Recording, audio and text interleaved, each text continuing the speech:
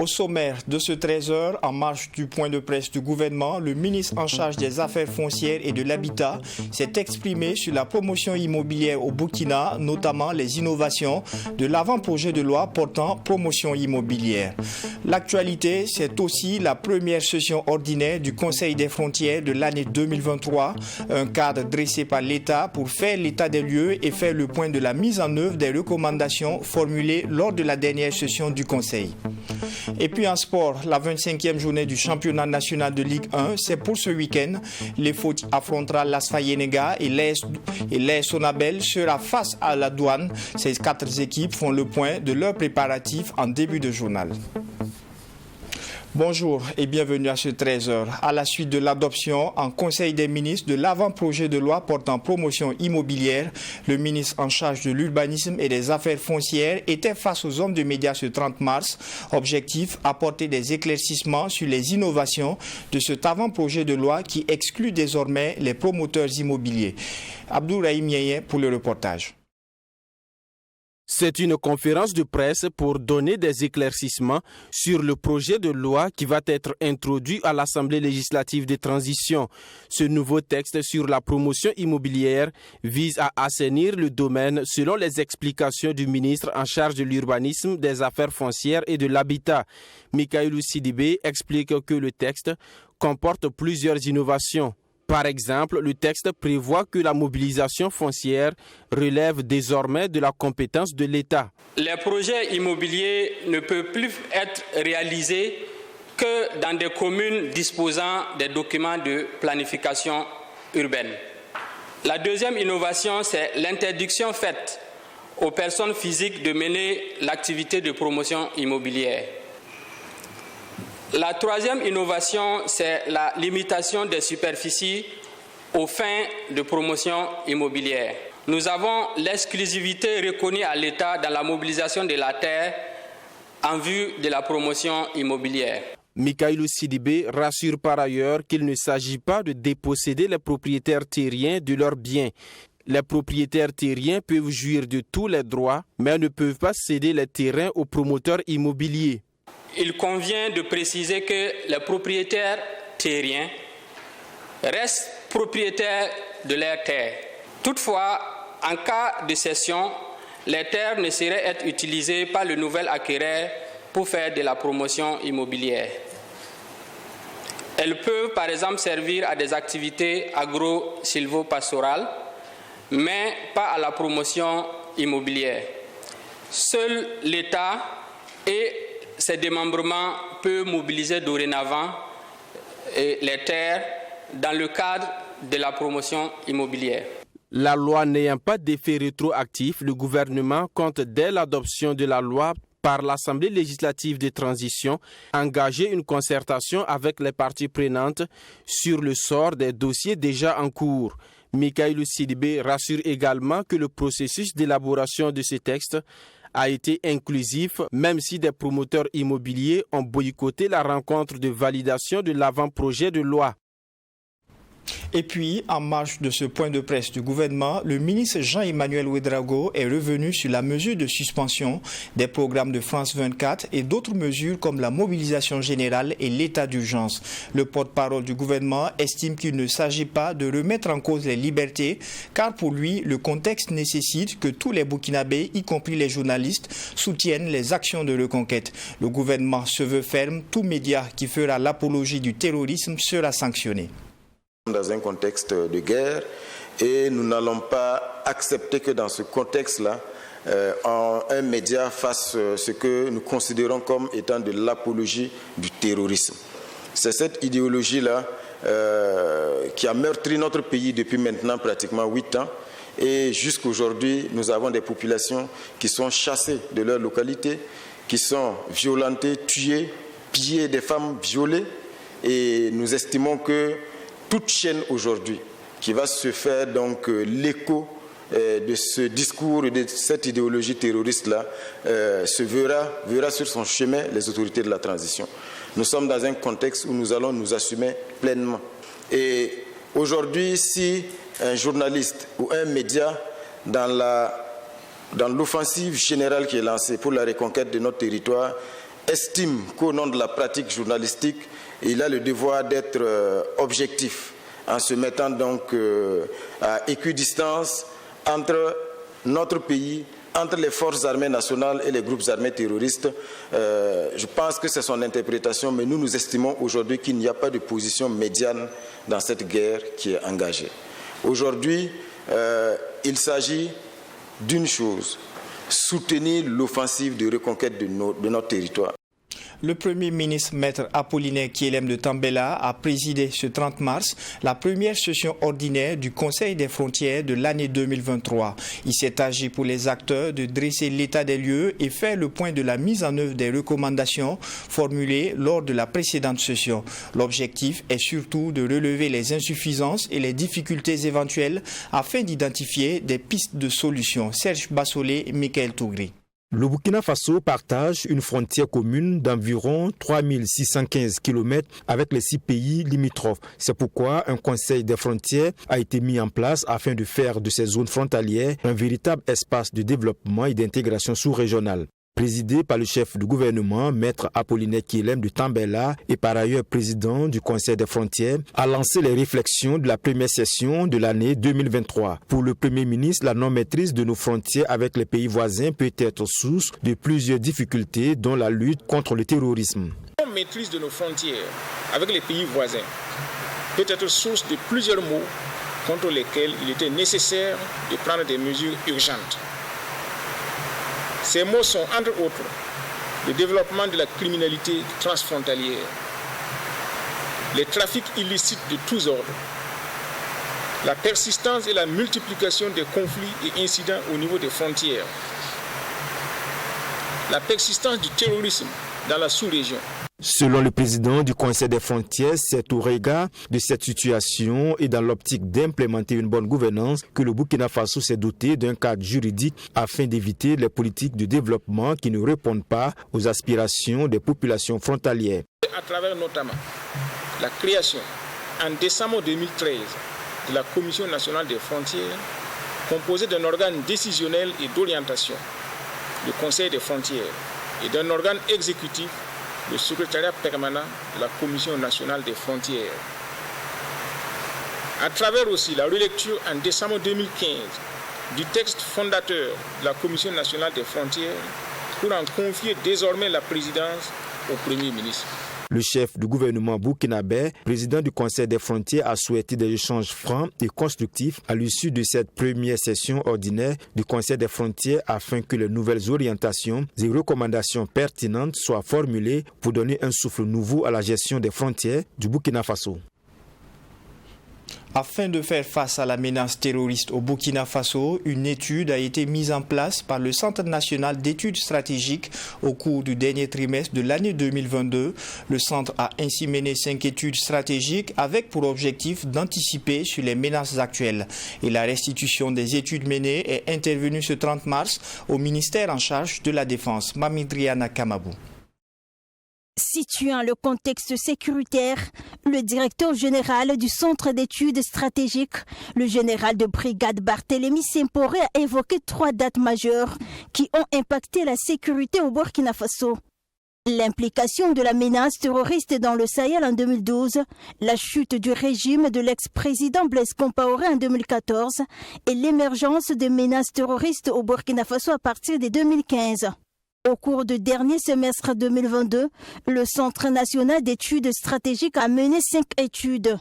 3 d'entre elles ont fait l'objet des travaux au cours de cet atelier de restitution. Une étude sur la géopolitique des drones dans l'espace ouest africain, pour savoir quels sont les défis liés à cela, quels sont les dangers, quelle est la cartographie de ces nouveaux outils, et pour pouvoir apporter des réponses adaptées.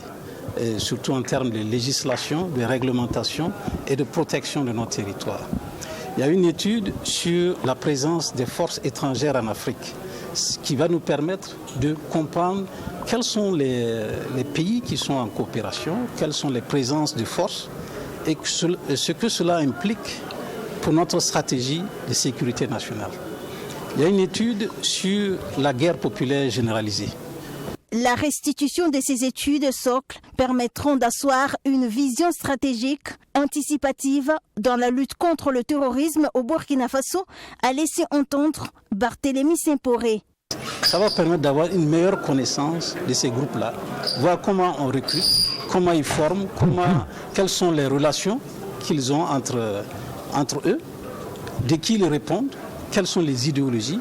Voilà, c'est ça l'intérêt de l'étude. Donc ça va permettre de mieux comprendre, de mieux diversifier les réponses par rapport à cette meilleure connaissance que nous aurons donc des groupes armés terroristes. Selon toujours le directeur général du Centre national d'études stratégiques, à l'issue des travaux, un rapport sera soumis au chef de l'État. Nous sommes sous l'autorité directe du chef de l'État, donc c'est à lui que nous allons donc transmettre les études pour voir quelle exploitation en faire.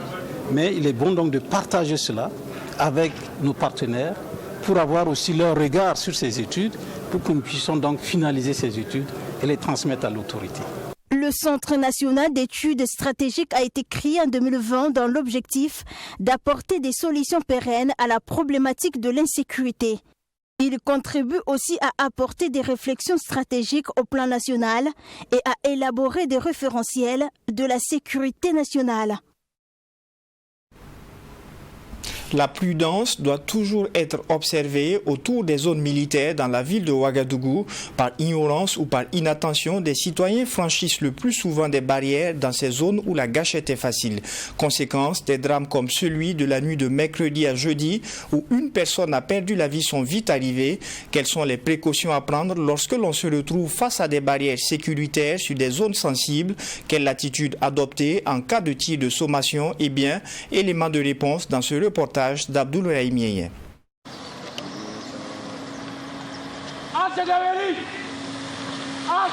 Monsieur Tankwano, par inadvertance, traverse des barrières d'une caserne des forces de défense et de sécurité dans un dispositif nocturne. Les mains à l'évidence et où sortez, monsieur? Interpellé par la sentinelle, c'est-à-dire le premier élément du poste de sécurité, il s'arrête immédiatement et exécute tout ce que le soldat lui demande. À travers cet exercice, les forces de défense et de sécurité sensibilisent les populations sur les attitudes à tenir devant les casernes pour ne pas être considérés comme un ennemi. Deux sommations donc sont faites avant l'usage des armes. La première sommation, par exemple, par la voie, la première sommation, c'est halte gendarmerie, halte police ou halte caserne militaire. La deuxième sommation, c'est halte où j'ai fait feu. Au coup de feu, avec l'arme, la première sommation, c'est un coup de feu dans une direction n'offrant aucun danger. Vous vous arrêtez immédiatement. Voilà, vous arrêtez immédiatement. Vous coupez le moteur et les phares si vous êtes avec un engin à 2, 3 ou 4 roues. Vous gardez votre sang-froid. Ça, c'est important. Vous gardez votre sang-froid. S'il y avait la musique, vous coupez la musique, tout, et vous allumez la lumière intérieure si c'est un véhicule automobile. Et vous baissez les vitres pour éventuellement entendre les instructions de la sentinelle. L'usage des armes à feu intervient donc lorsqu'il y a non-respect des sommations par voie ou par coup de sifflet. Dans ces circonstances, il est impératif de suivre les consignes de la sentinelle, explique le commandant Siroyir Kambou. Il peut vous inviter à sortir de votre véhicule si vous êtes dans un véhicule automobile. Vous sortez et vous mettez vos mains en évidence, vous levez vos mains, toujours paume de main ouverte vers la sentinelle. En ce moment, vous suivez maintenant les instructions de la sentinelle. En aucun cas, il ne faut jamais, au grand jamais, tenter de courir, de faire demi-tour en trombe ou de traverser en force un dispositif de sécurité d'une caserne lorsque vous êtes sommé de vous arrêter. Dans le cas où le citoyen veut accéder à la caserne la nuit, l'attitude doit être différente selon qu'il y a une barrière ou non devant la sentinelle. Vous voulez accéder à la caserne et qu'il n'y a pas une barrière de sécurité entre vous et la sentinelle. Réduisez votre vitesse, okay? Vous coupez les phares, vous approchez, et vous allumez la lumière intérieure s'il s'agit d'un véhicule automobile et vous vous arrêtez à 10 mètres de la sentinelle. Le deuxième cas de figure, vous voulez accéder à la caserne, mais il y a une barrière de sécurité entre la sentinelle et vous. Donc vous vous arrêtez, les comportements à avoir dans ce cas de figure, vous arrêtez au niveau de la barrière de sécurité. Vous coupez vos phares, s'il s'agit d'un engin qui est avec phare, vous baissez les vitres si c'est un véhicule automobile, vous sortez de votre véhicule et vous levez les mains en l'air, paume des mains ouvertes, okay? Donc vous levez les mains, paume des mains ouvertes vers la sentinelle. Et vous vous présentez à haute voix ou sur demande de la sentinelle. Vous donnez votre identité à haute voix et vous dites l'objet de votre visite. Par contre, la journée, l'on peut s'approcher davantage de la sentinelle à 5 mètres environ. Aussi, dans ce contexte d'insécurité, le lieutenant Arnaud Sanou du camp Sangoulé-Lamizana invite les populations à ne pas avoir de comportement suspect dans les périmètres de sécurité des camps et des détachements militaires. Il est formellement interdit de passer à côté des clôtures des casernes parce que cela peut être considéré comme un ennemi. Pour ne pas être considéré comme un ennemi, il suffit juste de circuler et puis de continuer, je pense. Parce que celui qui circule et qui passe tout son temps à observer ici et qui ralentit pour observer, bon, ça peut être considéré comme un problème. Votre chemin passe devant la caserne, qui est souvent, et la sentinelle est à quelques mètres de votre voie principale. Ce qu'il y a lieu de faire, à l'approche, vous ralentissez, réduisez votre vitesse si vous êtes sur un engin. Si c'est un véhicule automobile, vous baissez les vitres, vous coupez les sons également et vous passez simplement. Le commandant Kambou rassure les populations que les forces de défense et de sécurité travaillent pour leur protection. Il invite tous à un respect strict des mesures édictées, surtout en cette période de crise, pour éviter des incidents malheureux. Le centre hospitalier universitaire Yalgado Ouedraogo a bénéficié ce jeudi d'un nouveau service d'ophtalmologie entièrement équipé afin de renforcer la prise en charge des patients atteints de pathologies oculaires. D'une valeur de 150 millions de francs CFA, ce projet a été réalisé par le Lions Club International et l'inauguration s'est faite en présence des premiers responsables du corps médical et le gouverneur du district 403A3 du Lions Club International, Alexis Wenkouni Belemnaba. C'est un nouveau service ophtalmologique entièrement équipé d'appareils de haute gamme qui est inauguré ici dans ce centre hospitalier universitaire Yalgado Ouedraogo. Ce service est équipé de boîtes de cataracte, de lampes à fente, de leucines de photophore, des tests de vision de couleur, entre autres. D'un coût de réalisation de 150 millions de francs CFA, ce service ophtalmologique permettra d'améliorer la prise en charge des patients atteints de pathologies oculaires. L'idée du projet est venue d'un besoin exprimé par les premiers responsables de cet établissement sanitaire au district 403A3 de Lions Club International. Nous sommes venus avec l'ensemble des Lions et le personnel de l'hôpital Yalgado et inaugurer un service, en tout cas une structure dans laquelle vous avez un certain nombre d'aménagements qui ont été faits pour le personnel qui intervient sur le plan médical pour satisfaire ceux qui en tout cas demandent les services de l'hôpital en matière d'ophtalmologie et maintenant aussi pour offrir aussi du matériel qui pourra les aider à être encore plus efficaces et à soulager les souffrances des personnes qui ont des besoins au niveau des LUI. Pour la chef de service ophtalmologique du CHU Yalgado Ouédraogo, ces équipements viennent ainsi renforcer la prise en charge des patients. Toutes les lampes à fonte sont en panne chez nous parce qu'on les utilise. La population est grande, c'est une grande population. On les utilise fréquemment.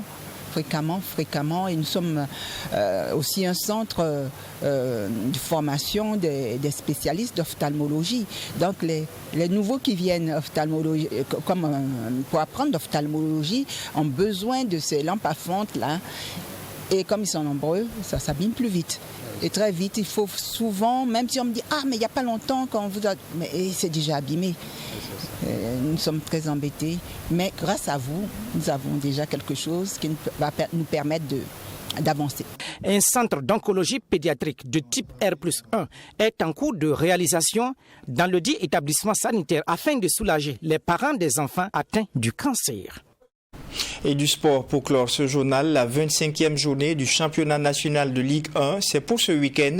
Des face-à-face et pas des moindres attendent le public sportif. Demain samedi, le premier choc oppose l'AS Sonabel au leader du championnat, l'AS Douane, au stade municipal Issoufou Joseph Konombo. Le derby le plus attendu est celui de dimanche. La vieille dame Lasfa Yenenga croise les crampons avec son éternel rival, l'étoile filante de Ouagadougou, toutes deux au bas du tableau. Le point de la conférence de presse d'avant-match avec Yassine Sawadgo. C'est la journée la plus chaude dans le championnat. Pour cause, des matchs pas des moindres attendent le public sportif. Tout d'abord le samedi, les électriciens de l'AS Sonabel, à quelques longueurs de la jaune rouge, jouent le leader, l'AS Douane. Un match très important pour l'AS Sonabel, qui n'a d'ailleurs pas droit à l'erreur. Adama Balima, coach de l'AS Sonabel. Effectivement, on croise le leader. Un leader qui n'a pas encore perdu de match, ça effraie, c'est vrai, mais bon, on se prépare pour sortir de ce match avec un bon résultat. Sans défaite jusqu'à présent et premier au classement, les Diabelouvelles continuent dans la même dynamique, selon son coach adjoint, Antoine Ilboudo. Il faut savoir que en football, tout est possible. Et nous avons pour objectif d'engranger 3 points pour pouvoir en tout cas se rapprocher plus de notre objectif. Et au cours de la semaine, nous mettons tout ce qu'il faut en place pour y arriver. Et je pense qu'il y a lieu de bannir les questions de sentiments dans ce sens. L'autre match le plus attendu est le derby de la Ligue 1. Lasfa Yenenga, en perte de vitesse, puisqu'à la porte de la jaune rouge, affronte l'étoile filante de Ouagadougou, avant-dernier au classement. Un match de tous les dangers et la vieille dame n'inclut pas ses moments forts pour en profiter. Mathias Kinda, coach de Lasfa Yenenga. On a vu le faux plusieurs fois jouer. Alors, c'est de s'organiser pour que nous, dans notre temps fort, là, on puisse faire quelque chose. Alors, c'est des matchs comme ça. Hein. Alors, même sans le vouloir, hein, alors, on va avoir la possession et tout. On va avoir un temps où vraiment on est dans notre temps fort, comme on le dit. Alors, nous, on va tenter de profiter de cela pour les infliger quelque chose. Les Stélites 15e au classement n'ont plus d'autre choix devant les Yenenguistes. Ce dimanche, Cheikh Ouattara, coach de l'EFO. Nous, en tout cas, nous, on est confiants. On se dit que les matchs c'est sûr, mais ne se ressemblent pas. C'est vrai que Lasfa Yenenga, avec le nouveau coach qui est là, mon grand frère, et je pense qu'ils sont en train de faire des bons résultats aussi. Mais cela ne veut pas dire que le match à soi, il faut que nous, on ne peut pas aller chercher les 3 points. Voilà. Donc, je pense qu'il faut rester confiant et sûr de ses valeurs. Et je pense que tout est possible. Un rappel, AS Sonabel, l'AS Douane, c'est ce samedi 1er avril à 18h15 au stade municipal Issoufou Joseph Konombo. Le derby Lasfa Yenenga étoile filante de Ouagadougou, c'est le dimanche 2 avril à 16h, toujours au stade municipal Issoufou Joseph Konombo de Ouagadougou. Et c'est tout pour cette session d'information. Merci de l'avoir suivi. Excellent après-midi à toutes et à tous.